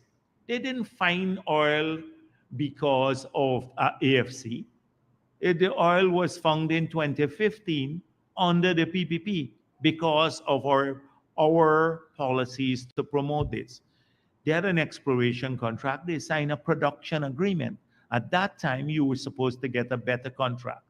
So he takes credit for it now, but quietly, the other members of his party are saying, maybe we should renegotiate it. This is the schizophrenia that they have. And it's not, the parliament is no place for that. Look at the Natural Resources Subcommittee of Parliament. They can raise issues there. They can raise issues. I don't know. They might be chairing that now. I think they're chairing that. They can raise issues, policy issues, and ask the minister to speak on the policies. They can invite the minister, and the minister should speak on the policies, and they can have a good debate on that. That's how they can use the Natural Resources Subcommittee. The institutional arrangements. So right now, we practically fulfill our agenda. We said the commission, we are going to decide when we do the commission, but outside of the commission, we fulfill our policy agenda that we promised for the oil and gas sector. Now, new things may come on stream, so we are working on legislation for oil spills that we hope that will go to the parliament before the recess. So there are lots of things that we are working on. The regulations now for the Petroleum Activities Act. So there are lots of these things. The work has not been completed as yet. Regulations for the Petroleum Activity Act, new law to cater for spills, including that would cater for spills that occur in the transport of petroleum products. Those are two things that, off the top of my head, I can tell you that would lend that will vastly strengthen the institutional framework that we use to monitor the sector, apart from the things we mentioned earlier. The low carbon agenda, carbon capture and utilization storage. This is something that we've given them permission to study. The FPSO technology that they're using, the footprint, even for the FPSOs, are their carbon footprint being reduced significantly. We're so these are two things that we can work on: technology to ensure that they have better technology on the production side, then the harmful, the carbon capture, storage, etc. Should we have carbon dioxide that is produced there, we can store it underground. So those are the two things that in the main. If follow up, Dr. Jagdeo, on your mention of legislation for oil spills. This is definitely something that will be landmark. Can you expound a bit on Yes. what prompted it? So what I explain is that for months now we've been looking at this. So we want to strengthen the law governing any situation in the event that we have an oil spill. We will determine responsibilities both from the state side and from the parties causing the spill. We will determine liabilities in the act, who would be liable for what, where we'd have to have a mechanism that allows us to immediately tackle the consequences of the spill, but also a mechanism that could lead to resolution of things like compensation, etc. But often the oil companies argue, if government comes up with a figure for compensation, then they will argue might it be a different figure. So an independent, fair mechanism for all of those things. So, and then there is currently a gap now, because if a vessel were to have a blowout, or one of these big vessels transporting oil and gas, they may not be associated with Exxon. This is a company that they hire. So who is liable in that instance? And how do we enforce their liability? All of these are questions that we would look at in the legislation. We're currently examining around the world how these issues are being dealt with. About 8 months ago, I look at, after the Exxon Valdez spill in the US, they passed a Pollution Act. And so we looked at what the US did, and many countries around the world. So we've been working at this for a while now, looking at how we strengthen legislatively so we can have clear legislation how to tackle these things. There is no ambiguity, just in case this happens. So those are some of the elements. Good afternoon, Kimal King, Oil Now. Vice President, could you talk about what's going on behind the scenes as the government drafts out the gas monetization strategy? What's been going on there? What's going on behind the scenes should stay behind the scenes until we finish. So let me tell you. So we have now the expressions of interest. Those are being reviewed. I think the ministry is reviewing those. They will soon recommend to the cabinet a preferred group, one of all of those who have submitted expressions. We will then initiate a meeting, a tripartite meeting with that group, ExxonMobil and the government of Guyana, to discuss how we can move forward as quickly as possible to monetize the gas.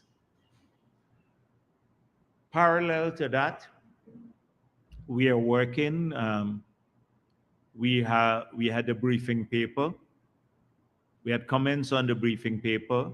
We have IHS Markit now working with us on doing a gas strategy. I saw elements, the issues paper that came recently, and I said, if they do what they want to do, it will take a very, very long time, because you're getting into almost trying to monetize the gas on your own. The document would do a lot of detailed technical work. Since we are hoping that this is going to be driven by the private sector, the government will not invest in it, the private sector and the oil company, and that the government will benefit from revenue from this. That is why we don't need to do all the detailed technical work. This should be done by the parties that want to develop the project. And it doesn't have to be, if you do all that detailed technical work, it might tie you to a particular approach on monetizing the gas that we don't know would be the best approach that the investors want, who would have to put in maybe $20 billion US dollars. So, for example, gas prices have come down recently globally. If you look at Henry's Hub or even the Asian and the European markets, they've come down. So whether the market for LNG is as buoyant as before would be part of the consideration. How you monetize it with a floating LNG operation, how much of the gas you bring on shore, what use you can have for the gas, how much money you can make by adding value just here compared to using it for just an export of LNG. All of these things have to be dealt with.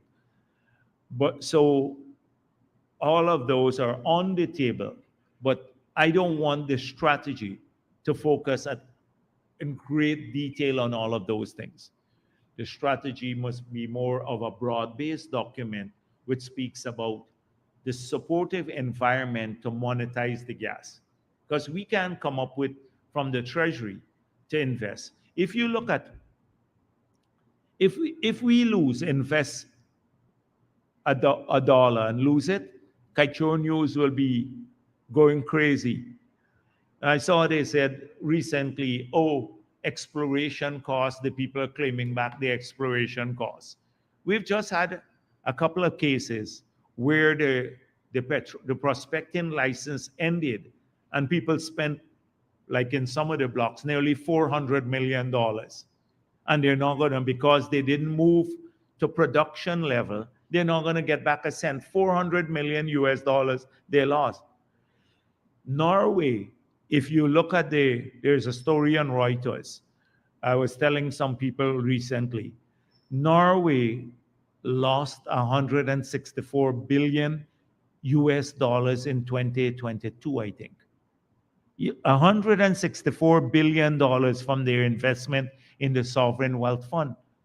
Just imagine that might be more all the revenue we will get from oil and gas throughout the whole life of the project. And they lost that in a year. Just imagine if we had lost that, or just $10, what would have happened? So it's the investments are often a problem, and all. This is why we believe the model that is good for Ghana is take the government out of the risk of the investment, but just focus on the government's revenue. And it will only happen if the project gets developed.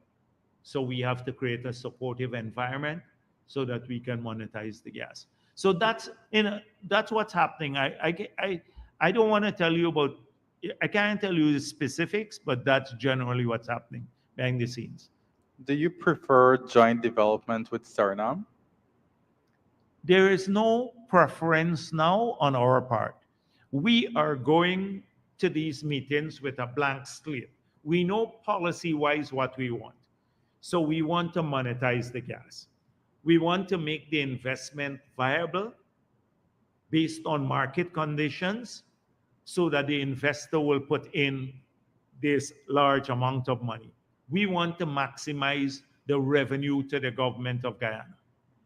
The practical configuration of the project will be dependent on the studies that are done. So, for example, if they think that the studies, it will be better to develop, say, Haimara, Pluma, and maybe connect those with the gas field in Suriname, then that will be fine with us if it could come up with a single project that would be viable, that will benefit the people of Suriname and the people of Guyana. But the key thing is now, if we don't utilize these assets soon, in the face of growing production in the US, Qatar is doubling its output by 2030, doubling its output of gas. Then we may be left stranded with these resources. You said before that government expects to give approval to Exxon's Whiptail project in the first quarter. Are you still on track given that there's 10 days left in the 10 quarter? years left. So far, I think it would be on track. It would be. I haven't checked with them, but I find it very unusual if the ministry said that, barring some data that they had to get and they didn't get. Because if there is some submission from Exxon that didn't come in, that's just an artificial deadline for us. We'll wait until our people can complete the regulatory process properly. But I've not heard anything adverse or negative on this, so I anticipate that it should be done. Okay, is there a holdup with respect to signing of contracts with the winners of the first oil block auction? No, I think they still need a bit more time and there because the information, a lot of the people are negotiating with partners now. And so they've asked for some more time. Okay. Oh, I just have one more question. Okay. With respect to Mr. Norton said today, well, he actually expects to be the presidential candidate for the coalition in the next election. He commented today about the fact that should the coalition win the next election, they have an agenda to secure more value for the country from the oil sector, and that looking at potentially changing the fiscal terms of Exxon's PSA would be on the table. So could you comment on that? And are you concerned about the challenge that Mr. Norton mounts to President Ali's re-election? I think you can, from my earlier comment, you would know my feeling about Norton being the presidential candidate, or for that matter, any other in the APNU. They're gonna lose the next elections, and they know that. Internally, they know this. Their people call all the time. You know, when you're in government, people call you all the time, from the opposition too, and these are their leaders, and they just say, "We know we're gonna lose," you know. But so I don't want to lend credence to Norton. He is, because Norton doesn't have, as I said before, a solid background on all of these issues. He could go to the press conferences every week and change his positions. What is the flavor of the week? That is what you get. And then the next week it could come back to a totally different position, and he doesn't get held by this media to account. It's either because nobody takes him seriously, or they just don't. I think they're just giving him a free pass. But they have no policy on oil and gas. Norton still has not announced his policy or his advisors. still has to do that. So don't worry. Don't take, he's wasting my time. Thank you. Uh, Marcel Thomas from the Starbrook News. Yeah. I have three questions. Yeah. The first one, I need some clarity on the manifesto, the 2020 manifesto. What happened with the complete document? There was like a 10-page excerpt that was given, but there was never the entire thing shared publicly. Our manifesto. Yeah. I can get your copy Right now. now? Right? All right. Yes, I can get your copy. Appreciate. See if Kwame is out the country and stuff. Let have Vanessa send Marcel and the others who wanted a complete copy of our manifesto. No, the No, 2020. 2020. 2020. You want a copy for the next one? You can get one too. Right. That's completed? we Well, no, that's right, sharing. go, That's go. completed? No. And I'm following up on the UN Rights Commission thing. Yeah. You said that the U.S. representative is from New York, and you know where I the think questions. the U.S. government is not saying it's their representative. They supported him, but you act as in your own capacity once you're there. So it's not a position that you're representing the United States or anybody. But I think he is from New York. I believe the contamination took place there. So you don't think that his questions are linked to Washington's concern in any way? No, not at all. If Washington is concerned about it, they will raise it directly with us. We have that engagement often with the senior leadership from the White House and from the State Department, from Treasury, everywhere else. These matters have never surfaced, even after, you recall, APNU sent Vice President Harris a long dossier. They had the Washington conference. They met with them here. They raised all of these things. The same issue about racism and we're corrupt and everything else. So this individual, he operates as, if you read who the members are, they say they operate in an individual capacity, not representing governments. So I think he was contaminated, though, given New York. I don't want to say more, but we're going to find out a bit more later. Okay. And there also, the same Sue matter came up from him. Yeah. And No, I'm he asking- did not. He did not. He said allegations of corruption against the vice president. That was his exact question. Yeah. Allegations. So there are lots of allegations. Now the Sue is only in the latest iteration. The Sue matter is only the latest iteration. So allegations, do you want me to list them again? Not, you don't want me to list them. I can tell you about 15 allegations of corruption and that they investigated and they're still bringing back. So it was, no, yes. But yes, but you wanted to ask about that. But I you wanted can ask about that. Yeah, You but can- I wanted an update. Yeah, sure. Where is that currently from your So the standing lawyers point? told me that they have applied for default judgment. And I think Anil Nandalal posted it. Anil Nandalal outlined the whole case, and he posted that. I can send you a copy of it. It's default judgment. Because I'm waiting on that to come through, and then I'm going to do the other lawsuits. That is the other people who've been repeating the thing. So I wanted the first lawsuit to be concluded. Oh, Yes, what's the third question? that was the third question though.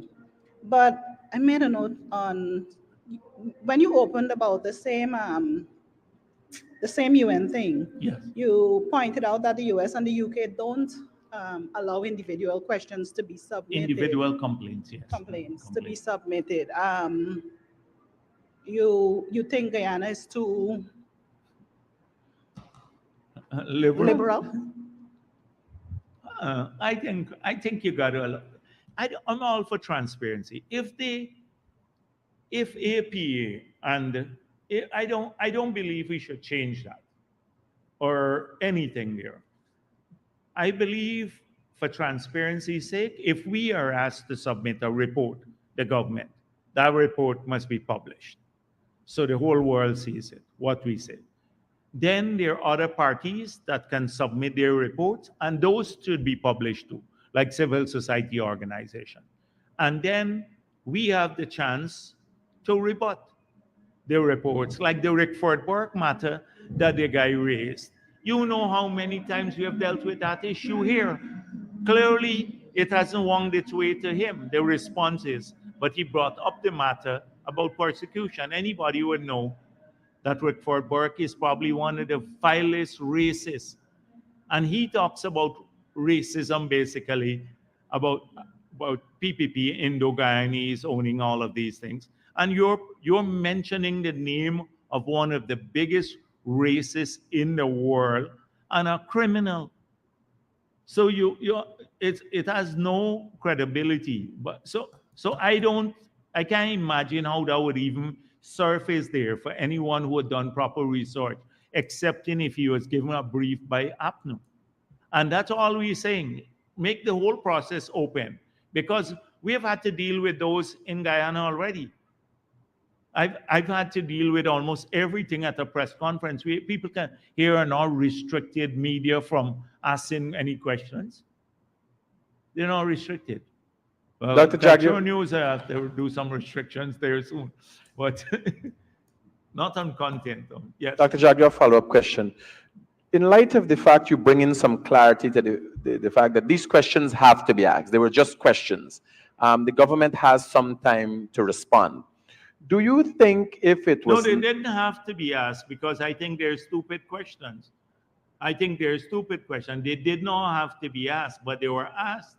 And their propaganda issues that came out from it was propaganda from the opposition that made its way up to that committee. So we will respond to it. But then the local media, particularly the Kaichor News, etc., using the propaganda to create new stories as though we're being sanctioned by the UN, etc. This is something that we are reporting to the UN on all the changes. And it's a great thing when a country has to report on the maintenance of civil and political rights in the country. And the biggest one about elections. We reported on that too. How come they didn't put that part? And Patterson's role, or Norton still has, the current leader of the opposition currently says he has the SOPs. They should put his name in there too, the report. He has the SOPs, he's hatching new ones, little ones. He's sitting on them to hatch tiny SOPs.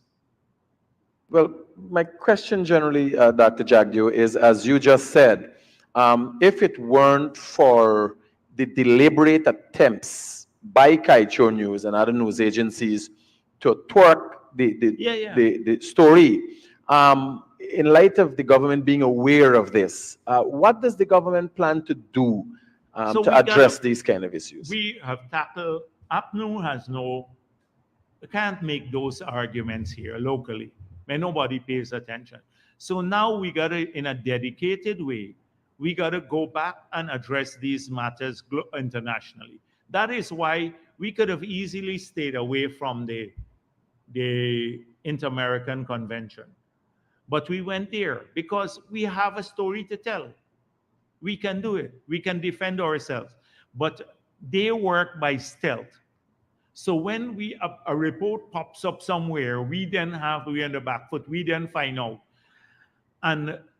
But if you're so transparent, why not say, make public your reports? So I'd like to, that's why I asked at the beginning, would someone call the AP, the GHRA, the TIGI, Red Thread, all of these organizations, and asked, did you submit anything? And if you did, can you make it public? Forgotten. Sir, why are public servants still having to wait 3 months to receive their money? After when they after started. they're hired, they start. It Yeah. is a disgusting thing, but by the time I ask them this nonsense a lot of times. 3 months people have to wait. So by the time their own ministry process this, and by the time they get on the computerized payroll in finance, it takes about 3 months. We can do better and shorten this. It should not happen, because at the beginning it presents a lot of hardships for people who just start. They start, but they don't have any money to go to work and all of that stuff. I understand. It's not as though they would not get paid. It's just that they get the pay after 3 months they start. So they'll get paid for the 3 months, but it is something there that takes time through the ministry to by the time they submit the documents and stuff, and it gets into the finance payroll system. It takes a while. Thank you.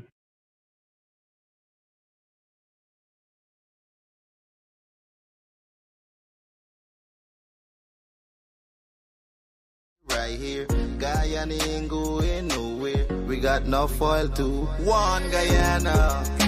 I love Guyana. Guyana, my country, my home.